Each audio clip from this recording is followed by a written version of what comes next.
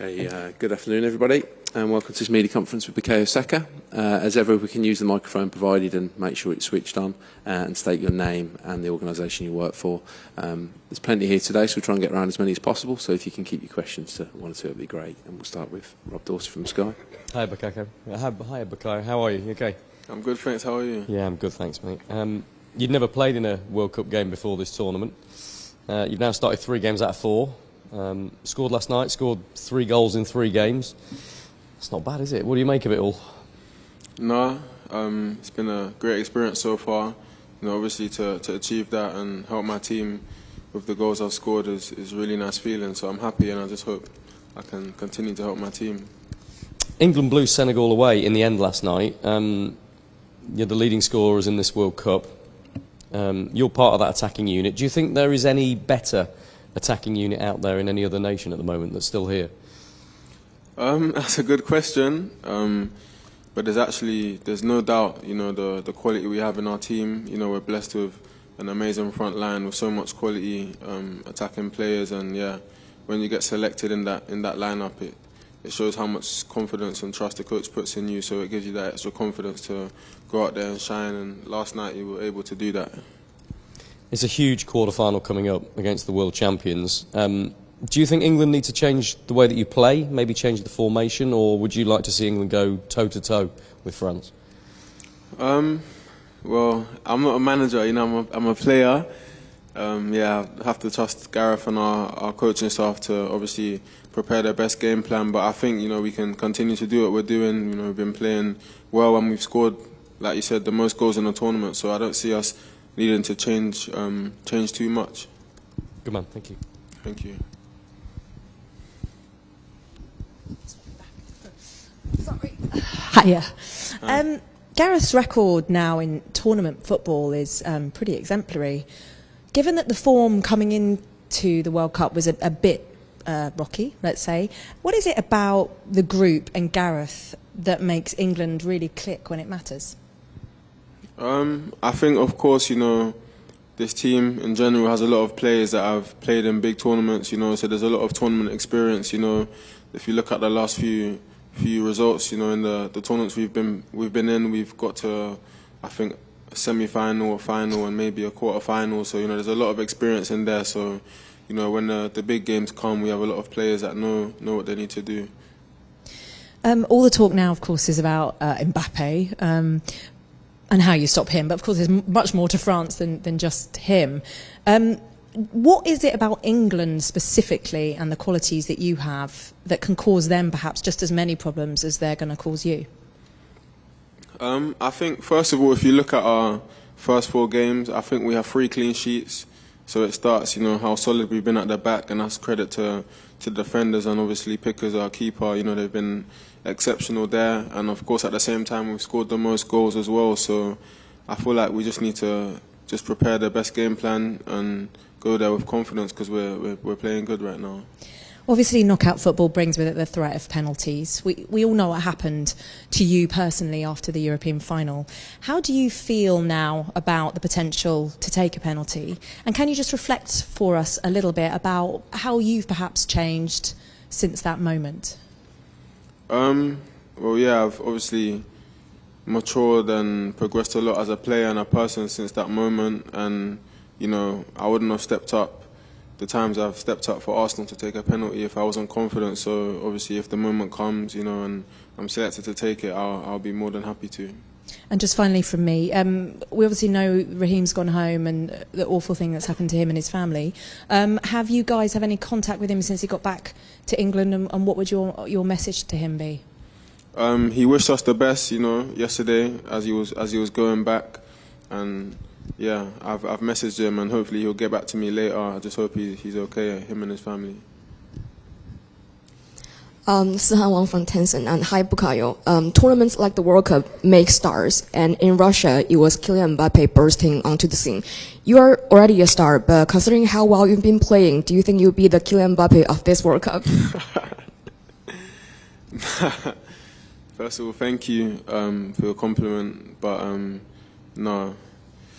I think there's only one Kylian Mbappe, and at the same time, there's only one me. You know, I just want to be myself and help my team in the best way I can. You know, there's a lot of young players in this tournament. I can name so many, and even in our team, you know, there's another young player alongside us doing unbelievably well, and Jude Bellingham as well. So I'm just happy that we're all here, we're all doing well, and the priority is to try and win the tournament rather than be the player of the tournament or young player of the tournament, like you said.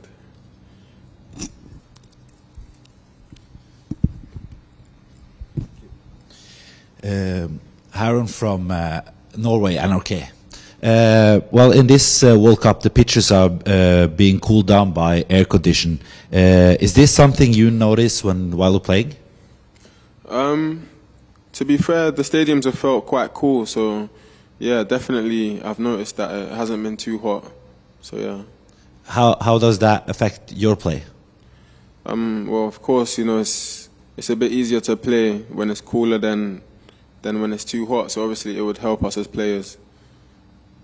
And the last for me, you mentioned the Bellingham. What you're seeing him every day now on the pitch. Can you say some words about him and what he's doing on the pitch? He's a special player. I don't really know the words to describe him. You know, I just hope he can continue to keep progressing, because for sure he has a massive, massive future. Hi, Rob Harris from Sky News. Congratulations on reaching the quarterfinals.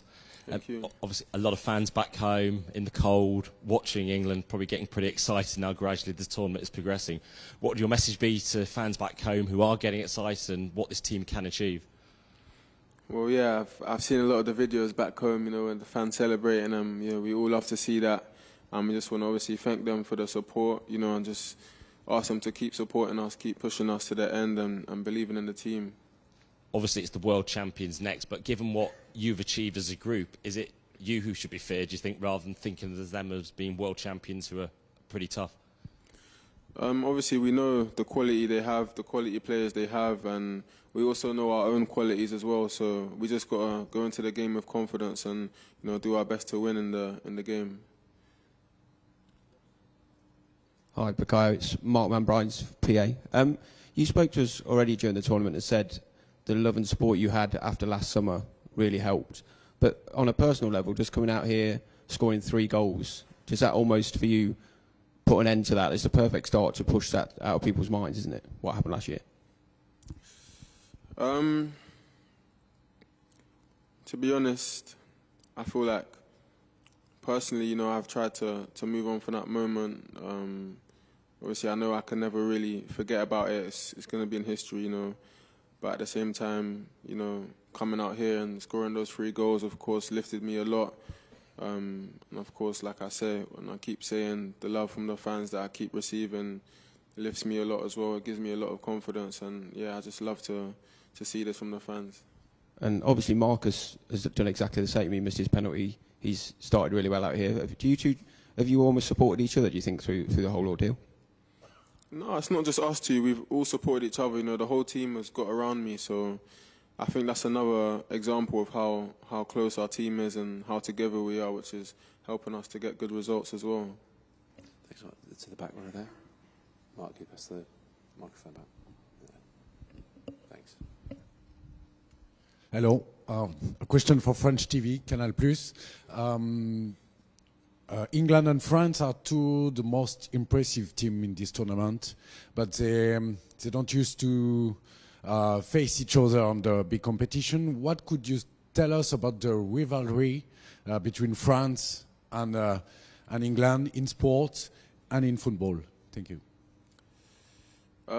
Well, the rivalry in this World Cup obviously is big because, like you said, it's been two nations that have performed exceptionally well in their first 4 games.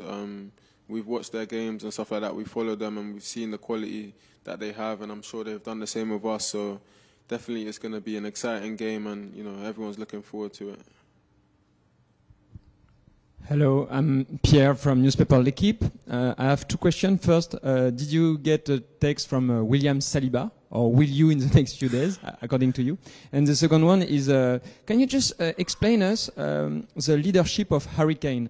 Obviously, he leads you on the pitch by the example, but I was wondering, is he the kind of leader who can make a speech before the game in the dressing room, for example?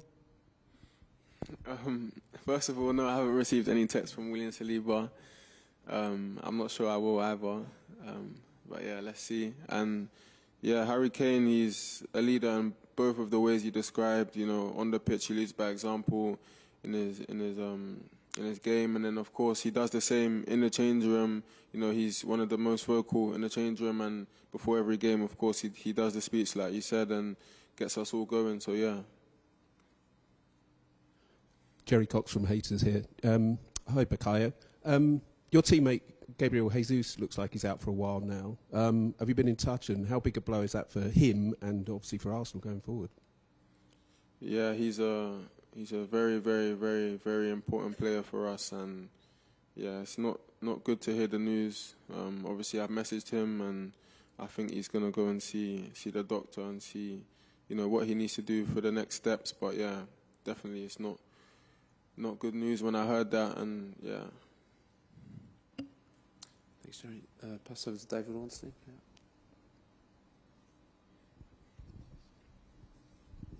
Yeah. Hi, Bukayo. David Ornstein from The Athletic. I saw when you were walking back from your celebration that you pointed over to the crowd and you had a little wave or blew a kiss or something. Was that to your family? And are they your inspiration, or do you have other inspirations that drive you in your career? Yeah, it was to my family. You know, they follow me everywhere, and they have done since, you know, I started my footballing journey. So just to go from that to obviously scoring a goal at the World Cup, you know, those type of moments, you know, just stay with me forever. So yeah, it's really nice to obviously see them in the crowd and see their smile, get up and clap for me. So yeah, I always try and look out for them.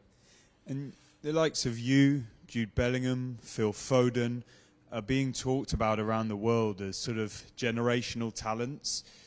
Do you guys sort of accept that and see yourselves as the best young players in the world? I don't know, obviously, how they feel about that. You know, we don't really talk about what people say on the outside, you know, because there's much good stuff, you know, like you just said, the compliments you said. There's also some bad things as well, so we try not to obviously read everything. But yeah, I know that definitely all three of us have the confidence in ourselves, you know, that we have quality to go into the game and decide games and affect the games and help our team. So yeah, I think we need to just continue like this and try and continue to help England. And just finally from me, you've obviously got a huge game ahead, but there are a lot of people, us included, talking about England as being contenders for this title. Actually, your teammates have talked about that being the target. So does it sit comfortably with you as a squad to be potential winners of this tournament? Yeah, of course, you know, we have to believe that, you know, we have to come into this tournament and believe that we can win it. Right now, our focus is on the next game, which is France. You know, it's going to be a really difficult game, but, you know, we have to try and get through that and then focus on the next one, and, you know, it will get closer and closer, and hopefully we give ourselves the best chance to win it. Hi, Bukayo. James Ollie from ESPN. You've had a great season domestically. Obviously, Arsenal flying high at the top of the league. How much has that helped you here coming into this tournament with that confidence from what you've done already this season? Yeah, it's been an amazing season so far of Arsenal.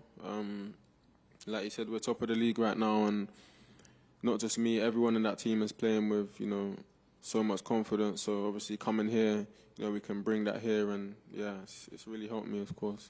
I want to ask you about Olivier Giroud. I think he left before you made your senior debut, but obviously you were around the squad at the time. Did you ever spend any time with him? Did he ever give you any advice?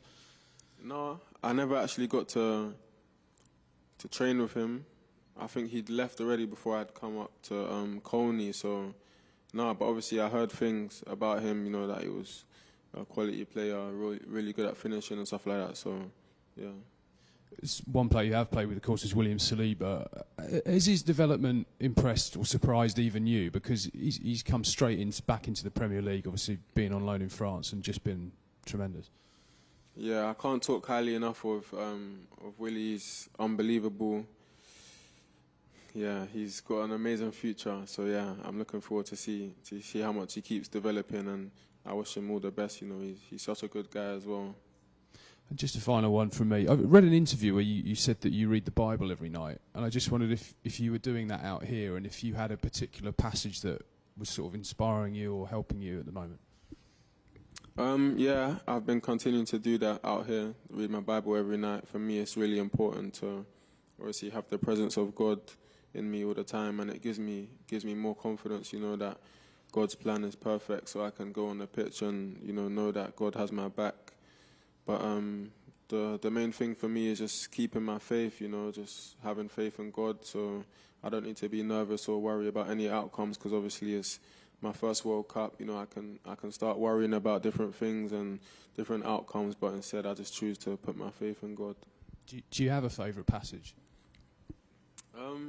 No, I like all of them. Thanks, James. Over to Alex Howell at the front here.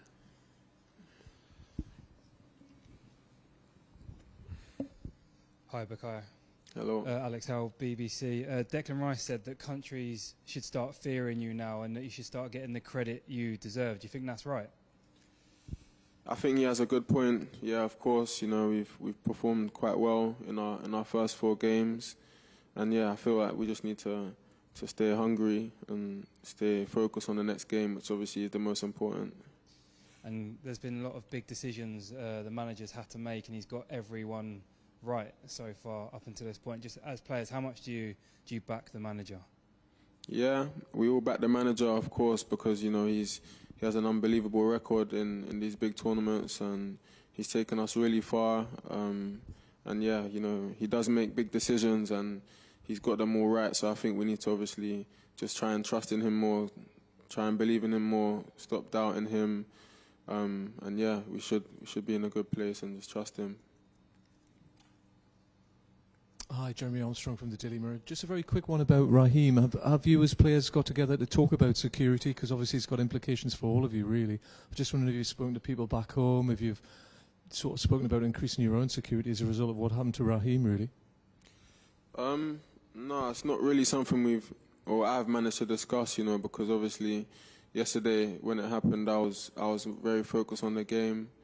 But yeah, I just hope Raheem's okay, his family's okay, and yeah, he gets what he does what he needs to do. Thanks. Just pass them up to the back row there. Yep. Thanks. Hi, Bukayo. Arthur Perrault for French Radio. Another question about Kylian. Is he, for you, the best player of the world right now? And are you worried about playing him now? Thank you. Yeah, for me, he's one of the best players in the world. He's up there with the best players. And of course, you know, we know the quality he has, and as a team, we have to just try and prepare to try and stop him. But not only him, you know, France have a lot of other quality players as well, so we need to be aware of that. Last one of this section. Hello, David Alvarez, El País from Spain. In Russia, England scored lots of goals from set pieces. Obviously, you weren't there, but have you talked with the guys about changes in the way you approach games, or the manager approaches the games, and you work during training for this? Thank you. Yeah, we're always practicing and thinking of new ideas, the coaching staff and also the players as well, to try and obviously score goals this way, because, you know, a lot of goals and a lot of games, big games, are decided on set pieces. So we try and be ready to score in the opposition box and obviously defend our own box when it's against us. Okay, we'll end the